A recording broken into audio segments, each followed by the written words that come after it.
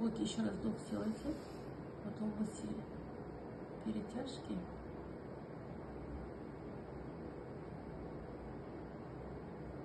Вот белый, видите? Вот белый полип.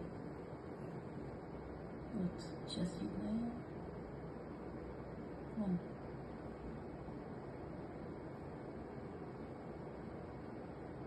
Еще раз. Вот. Саламатсыздар, құрметті көрермендер.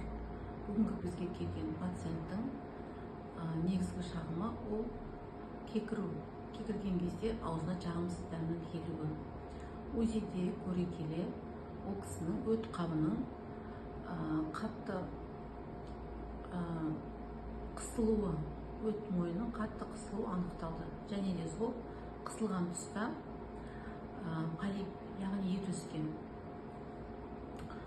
Дәл қазір полипі өте үлкен емес, бірақ егер полип көбейсе, шамадан тыс өссе, осындай кекіруге